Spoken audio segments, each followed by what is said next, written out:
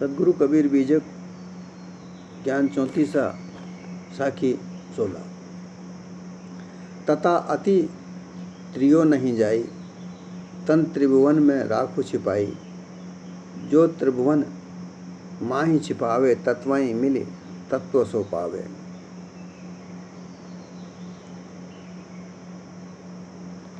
सदगुरु कबीर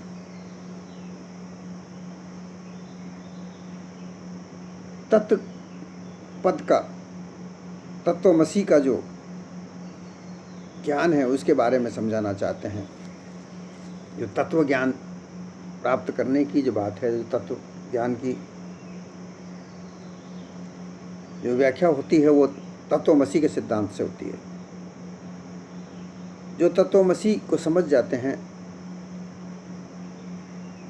इनके जानकार हैं, इसको जो पूरी तरीके से समझना, यही तत्व ज्ञान होता है। तत्वमसी कोई तत्व है, तत्वअसी। इस तत्वमसी के शब्द अलग अलग तरीके से बनते हैं। तत्वअसी अर्थात तत्व असी कोई तत्व है। सर्वप्रथम ये अनुमान किया गया कि इस संसार को चलाने वाला कोई तत्व है। तत्व मतलब अर्थात जो सत्य है, तत्व है जो सत्य है। जब ये मानव जीवन जंगलों से बाहर निकलकर सामाजिक जीवन में आया, तो इस मानव जीवन के विकास के लिए, सही तरीके से जीवन को यापन करने के लिए, बिताने के लिए, सरल बनाने के लिए, सुरक्षित बनाने के लिए हमारे जो महापुरुष थे उन लोगों ने विचार विमर्श करके, ध्यान करके, सोच के, समझ के कुछ मान्यताएं बनाई। वो मान्यताएं उस समय के लिए जब ज्ञान विज्ञान नहीं हुआ करता था, सरल सीधा ये मानव जीवन प्रकृति के आधार पर था। आज भी प्रकृति के आधार पर ही है। प्रकृति से ही बहुत सारी चीज़ें हम सीख रहे हैं। परंतु उस समय प्रकृति का आधार जो भोजन प्रकृति से मिलता था, मानव जीवन को विश्राम करने का स्थान प्रकृति से मिलता था। जो कपड़े मानव आज पहनता है विभिन्न प्रकार के, वो कपड़े उस समय नहीं थे। वो प्रकृति से ही वृक्षों की छाल, वृक्षों के पत्ते, जानवरों की खाल, इनसे अपने तन को ढका करता था। तन ढकने का जो कारण था वो केवल सर्दी गर्मी से बचाव था।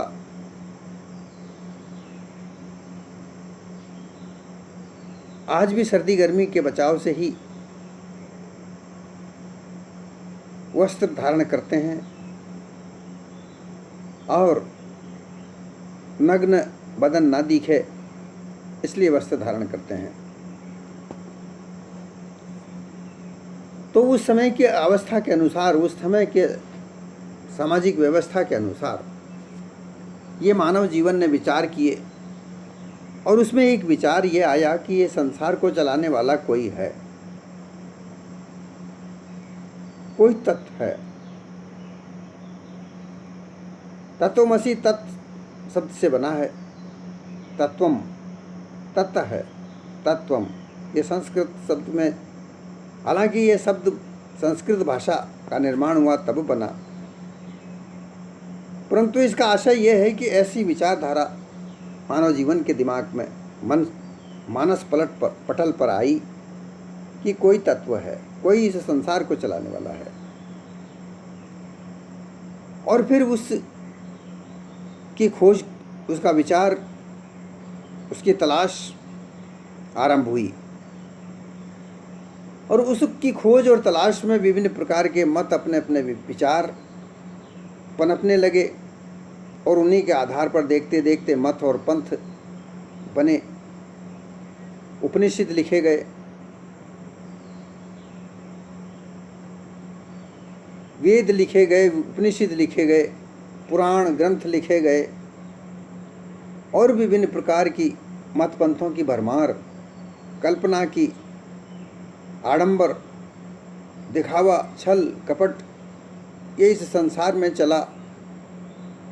क्योंकि लोगों का जो छल कपटी लोग हैं उनको इसमें भी धन कमाने का साधन नजर आने लगा और उन्होंने इसका व्यवसायीकरण कर दिया। तो सदगुरु कबीर उसी को समझाना चाहते हैं, तथा अति त्रियो नहीं जाई। ये जो तत्वपद है, तत्वमसी का जो शब्द है,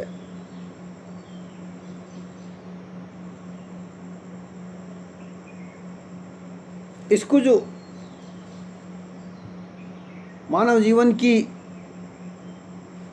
मानव ने ही अपनी इच्छा करके इसका निर्माण किया।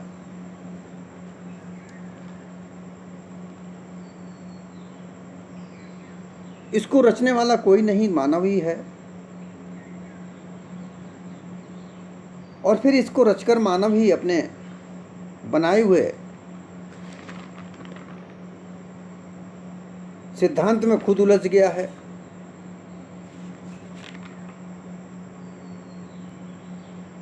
इसलिए इसको समझने की आवश्यकता है।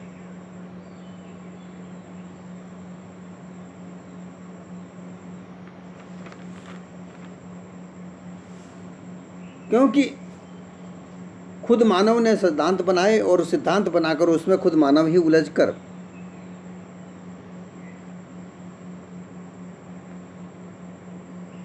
और उसमें ही ये उलझ गया है।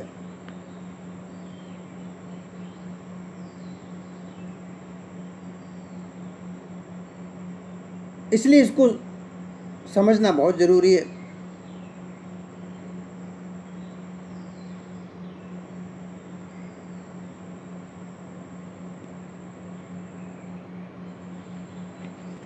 इससे बाहर निकलना भी अत्यंत आवश्यक है। जो तत्वमसी है, यही तत्व ज्ञान का आधार है।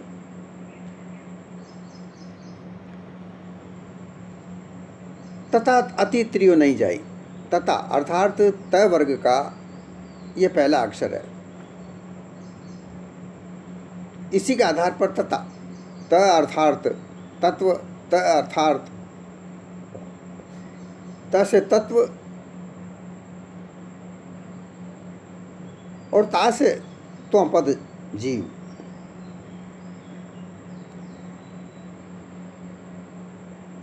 जब ये शब्द का निर्माण हुआ कि तत् असि, तत्वम असि, कि तत्व कोई तत्व है,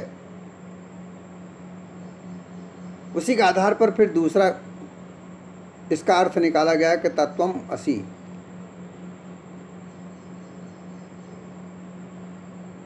तत्व असि, वह तू है। यहाँ कोहम, वोहम, राम, ये दीक्षाएं होती हैं। राम जो शब्द है कर्म उपासना का शब्द है, कर्म कांड का। कोहम कोई है, कोई तो है संसार का चलाने वाला। वो हंग, वो ईश्वर ही इस संसार को चलाने वाला है। अर्थात आसमान की तरफ इशारा करके बोलते हैं कि वो ऊपर आसमान में कोई है जो इस संसार को चलाता है। फिर सोहम, सोहम फिर योगियों का, ज्ञानियों का शब्द है। इस तरीके से इन शब्दों का अलग अलग तरीके से व्याख्या करके और जो विभिन्न प्रकार के मत बनाए, उनमें ये व्यक्ति, ये मानव, ये नर उलझ कर सत्य ज्ञान प्राप्त नहीं कर पा रहा है, मानव जीवन में कल्याणकारी जीवन नहीं बना पा रहा है, कल्पना अनुमान में उलझकर अपने जीवन को बर्बाद कर रहा है। अब यहाँ ब्रह्मज्ञानियों की जो व्याख्या है वो ये कहते हैं कि तत्व तत्व रूप है, तत्पद है, त्वपद जीव है और असि पद ब्रह्म है।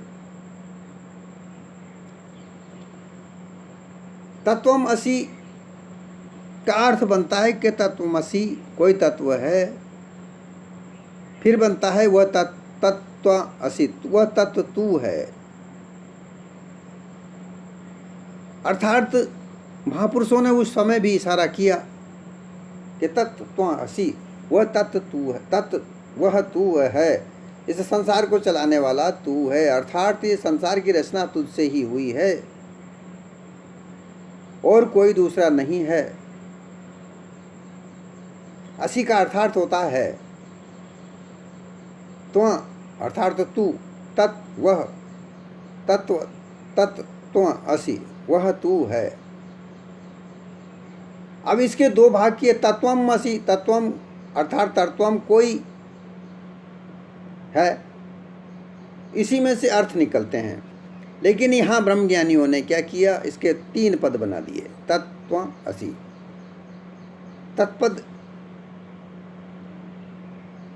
सो ईश्वर, त्वपद जीव, असिपद ब्रह्म। तत्पद ईश्वर ज्ञान स्वरूप है, त्वपद जीव अज्ञान स्वरूप है, असिपद ब्रह्म जो विज्ञान है। और इस तत्वमसि के सिद्धांत को समझकर, इस तत्व ज्ञान को समझकर ब्रह्म एकता, जीव और ब्रह्म की एकता समझा जाता है। ये ब्रह्मज्ञानियों का है। जीव जो जीव कहलाता है वो अल्पज्ञ है, वो माया से बंधा हुआ है। माया अविच्छिन्न जो चेतन है वह जीव कहलाता है। जो माया में बंधा हुआ है वह कुछ नहीं कर सकता, वो अल्पज्ञ है। तत्पद ईश्वर वो माया विशिष्ट चेतन है, मायापति कहलाता है, वो ज्ञान स्वरूप है। असिपद विज्ञान है। अब इन तीनों पद के लक्ष्यार्थ को समझकर, तीनों के भेदभाव को मिटाकर सच्चिदानंद ब्रह्म स्वरूप में टिके रहना, ये ब्रह्म ज्ञान का ब्रह्म विद्या है। इसको ब्रह्म विद्या कहा जाता है। त्रिगुण के कार्य, अर्थात ये माया त्रिगुण माया है, रजोगुण, सतोगुण, तमोगुण। रजोगुण का मतलब होता है सृजन करना, सृष्टि करना। विभिन्न प्रकार के कार्यों का सृजन ये मानव करता है। आज जो भी हम आविष्कार, विभिन्न प्रकार की रचना, विभिन्न प्रकार का आकार प्रकार इस संसार में देख रहे हैं, ये सब मानव करते हैं। किसी भी काल्पनिक ईश्वर ने नहीं बनाए हैं। मानव अपने ज्ञान विज्ञान के आधार पर इसने विभिन्न प्रकार की जो आकृतियां बनाई हैं, मानव जीवन में काम आने वाले जो साधन निर्माण किए हैं, वो मानव का ही कार्य है। परंतु यहाँ काल्पनिक रूप से जो कहा जाता है कि सृष्टि रचना रजोगुण है, वो ब्रह्मा ने रची है। ब्रह्मा के पहले भी सृष्टि थी, उसके भी माता पिता थे। यह सब झूठ, कल्पना, मिथ्यावादियों ने फैलाई। सत्वगुणी विष्णु कहा गया कि वो सत्य का पालन करते हैं, ऐसा कुछ नहीं है। सत्य का पालन का मतलब ये होता है कि जो सृजना की है, जो सृजन किया है, जो कार्य बनाए हैं, सृजन किए, नए नए कार्य बनाए, उनका पालन बनाना, उनको सक्षम बनाए रखना। किसी ने कार खरीदी, उस कार को चलाने के लिए उसको सही तरीके से रखना, ये पालन है। इसी प्रकार से मकान बनाना, फिर उसको ध्यान से रखना। फिर तमोगुण है, जो कार्य हमने किए और जो आगे चलकर उन कार्यों से बाधा उत्पन्न होती हो उन्हें त्याग देना, ये तमोगुण है। परंतु मिथ्यावादियों ने ऐसा बनाकर कहा कि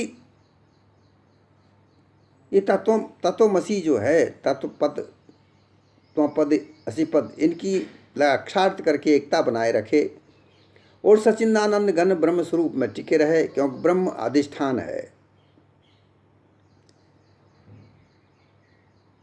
जहाँ ईश्वर, जीव और ब्रह्म की एकता हो जाए, ब्रह्म अधिष्ठान होता है। वो कहते हैं इस ब्रह्म से ही संसार की रचना होती है। जब ब्रह्म से संसार की रचना होती है, संसार भी ब्रह्म से माना जाता है, जीव भी ब्रह्म है, तो फिर किसको किसका उपदेश किया जाए? सभी तो ब्रह्म है। फिर अज्ञान कौन रहा? कौन विज्ञान हुआ? इसलिए ये मिथ्या मान्यता मानव जीवन को भटकाती है, भ्रम जाल में डालती है। तो इससे त्रियो नहीं जाए, तथा अतित्रियो, मतलब इस ब्रह्म ज्ञान से तरने का मार्ग नहीं मिलता, अर्थात मुक्त मार्ग नहीं प्राप्त होता। इसमें बंधन ही बंधन दिखता है।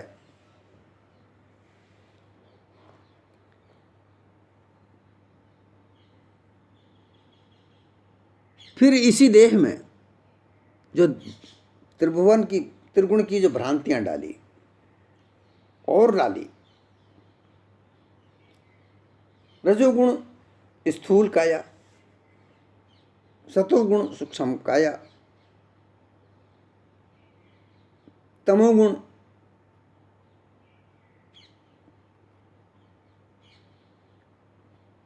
कारण काया, फिर शुद्ध सतोगुण अर्थात त्रिगुण से आगे शुद्ध सतोगुण, वह महाकारण काया, फिर ब्रह्मस्वरूप केवल काया। अर्थात ब्रह्मजाल का कोई पारावार नहीं है। मनोविकार का कोई पारावार नहीं है। मन के द्वारा रचना करके, विचार करके, कल्पना में उलझ कर इतनी मान्यताएं बनाई कि उनमें कोई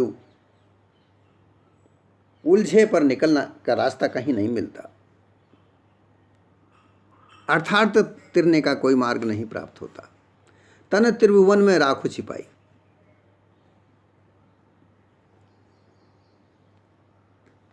ये जो मानव देह मिली है,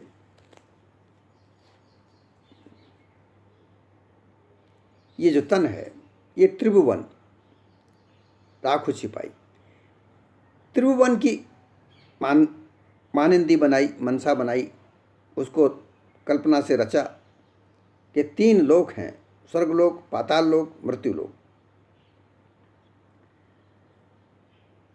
अब ये समझ में नहीं आता कि धरती के साथ में 9 ग्रह पूरे ब्रह्मांड में अधर में झूले हुए हैं। धरती भी उसी में एक है, और धरती में 3/3 जल भरा हुआ है, 1/3 जमीन जो धरती खाली है, उस पर पूरा विश्व मानव समाज रहता है। कौन सी जगह उसमें पाताल हुआ, कौन सी जगह मृत्युलोक हुआ, और कौन सी जगह उसमें वैकुंठ, सतलोक, स्वर्ग, ये हुए। कल्पना का कोई पारावार नहीं, कोई अंत नहीं, उसमें से निकलने का कोई रास्ता नहीं। ब्रह्मज्ञानी कहते हैं कि तीनों लोक हैं, ये इनमें अपने आप को, इनमें लगा के रखो, इनमें अपने आप को छिपा के रखो, इनको मान के रखो, अर्थात इनको मानो। भाई इनको मानेंगे तभी तो दान पुण्य होगा, तभी तो ब्राह्मणों को ज्ञान दान पुण्य धन के बरसात होगी और इनका भंडार धन से भरेगा। अगर नहीं मानेंगे तो कौन दान पुण्य करेगा?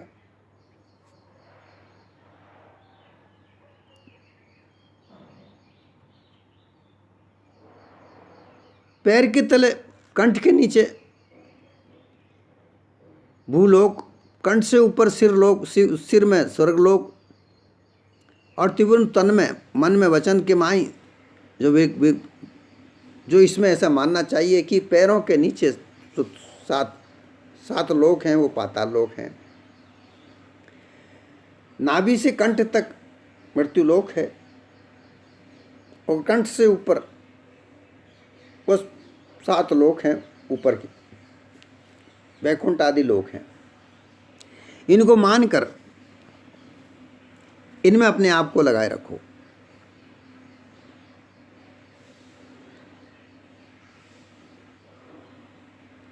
ज्ञान मार्ग से इनको प्राप्त किया जाता है। वे बता रहे हैं कि ज्ञान मार्ग से इनको प्राप्त किया जाता है।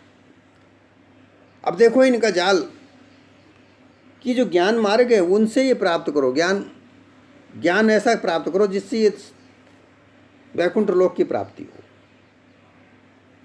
ऐसा ज्ञान प्राप्त मत करो कि संसार में मानव जीवन का कल्याणकारी कार्य हो, ऐसा ज्ञान मत प्राप्त करो।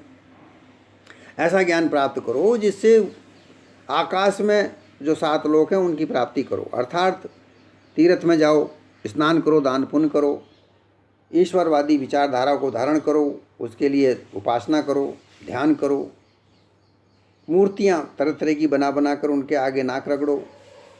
ऐसा बनाए रखो अपने आप को ऐसा उसमें उलझाए रखो। बाकी ऐसा ज्ञान प्राप्त मत करो जिससे धन प्राप्त हो, मानव जीवन का कल्याण हो, मानव जीवन का स्तर ऊंचा हो, ऐसा ज्ञान नहीं। फिर कहा कि अगर ज्ञान से नहीं मिलता है तो योग कांड करो, योग की साधनाएं करो, नाभि में ध्यान लगाओ, नाभि में ध्यान करके संपूर्ण पवन को योग युक्ति से ऊपर नीचे खसकाओ, ऊपर ले जाओ, नीचे लाओ, अर्थात अपने आप में उलझे रहो, कुछ काम धाम मत करो।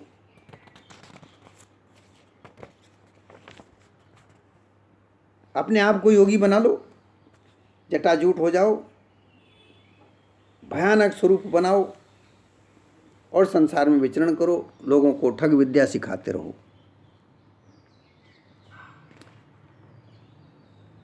हृदय में प्राण वायु को मिला करके वहाँ से उठाकर मस्तक ब्रह्मांड में चढ़ाओ, कुंभक क्रिया करो, रेचक क्रिया करो, पर अपने आप को उसमें उलझाए रखो। कर्मकांड में जागृत अवस्था में पृथ्वी तत्व में, जल तत्व में लय करो, उपासना मार्ग को स्वप्न अवस्था में लय करो, सुसुप्ति अवस्था में अग्नि में लय करो।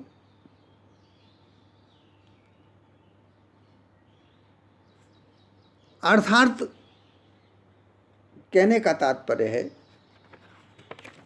कि सत्य यथार्थ ज्ञान जो मानव जीवन में कल्याणकारी हो, मानव जीवन के लिए कार्य काम आए, ऐसा ज्ञान मत करो। केवल काल्पनिक अनुमान ज्ञान में उलझे रहो।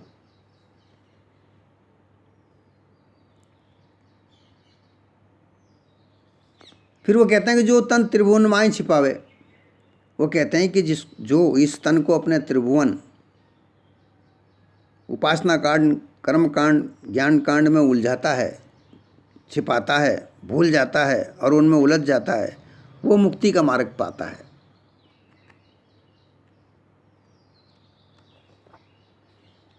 वो कहते हैं कि उपासना, कर्म और ज्ञान मार्ग में अपने आप को, इस तन को लगा दो तो तुम्हें मोक्ष प्राप्त हो जाएगी, मुक्ति प्राप्त हो जाएगी। बताइए, सभी को ये ज्ञान देना चाहते हैं, वो ये नहीं कहना चाहते कि धन कमाने का साधन जुटाओ। जब धन मिलेगा तभी तो परिवार चलेगा, तभी तो कुछ पूजा पाठ हो पाएगी, कर्म कांड भी तभी होगा, उपासना भी तभी होगा, ज्ञान में साधना भी तभी होगी। वो ये नहीं कहना चाहते,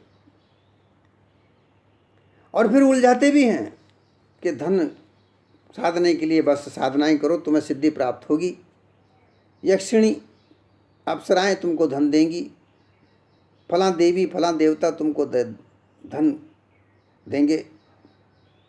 ये कल्पना में बांध के रखते हैं।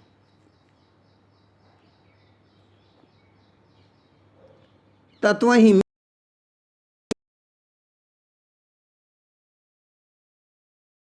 वो कहते हैं कि तत्पद ईश्वर है, त्वपद जीव अल्पज्ञ है, अज्ञान है। तो ऐसा ज्ञान प्राप्त करके ईश्वर से मिलो, ईश्वर की प्राप्ति करो।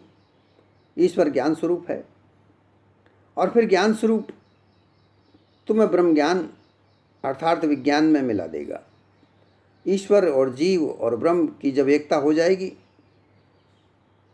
तो फिर तुम्हारी कोई बंधन, कोई मोक्ष प्राप्त करने की आवश्यकता नहीं, फिर तुम निर्बंधन हो जाओगे। कितना उल्टा ज्ञान सिखाते हैं लोगों को। परमानंद को प्राप्त कर जाओगे।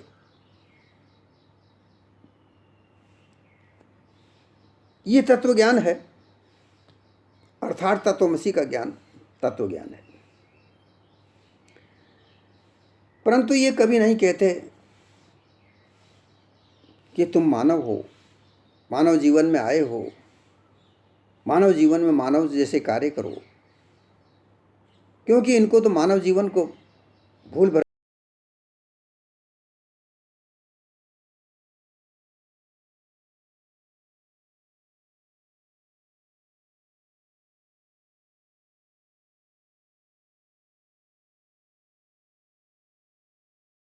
देर में स्थापित करके बस सुबह उठ के आरती पूजा करते हैं। लोग इनके पास जाते हैं और मोक्ष का द्वार पूछते हैं, क्योंकि ब्राह्मण को गुरु बताया जाता है। संसार का गुरु ब्राह्मण, ऐसा कहा है। इन्होंने बताया कि हम तुम्हारे गुरु हैं, हमसे पूछो, हम सर्वश्रेष्ठ हैं, हम तुम्हें ज्ञान बताएंगे, मार्गदर्शन देंगे, हमारे अलावा और कोई नहीं दे सकता। ऐसी इनकी मान्यता। और उसमें उलझाकर इस मानव जीवन को कहाँ ले गए, कहाँ लेकर आ रहे हैं, कहाँ लेकर जा रहे हैं, ये आज सबको सामने दिख रहा है।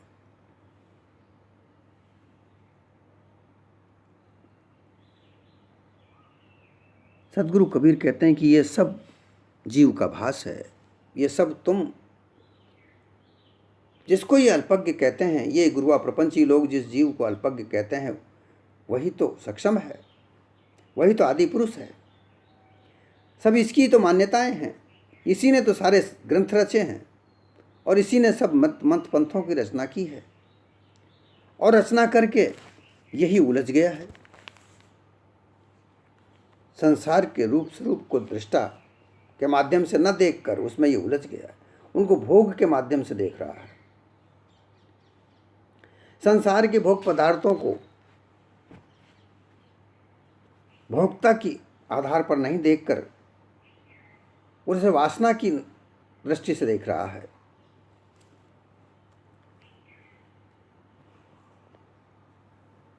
इसलिए कष्ट उठा रहा है। अपने आप को दृष्टा, साक्षी दृष्टा, अपने आप को भोग पदार्थों का केवल भोक्ता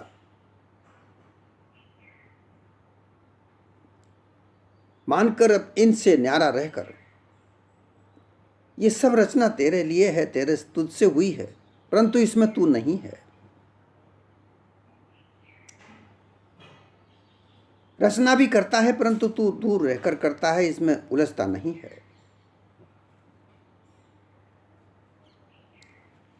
ऐसा रहकर अपने निज स्वरूप को जानकर उसमें स्थिर रहना, यही निज पद है। निर्बंधन यही स्थिति है कि रचना भी करता है पर रचनाकार नहीं है। पदार्थों का भोग करता है परंतु भोगता नहीं है। दृश्यों को देखता है, रचता है, परंतु दृष्टा है, दृश्य नहीं है।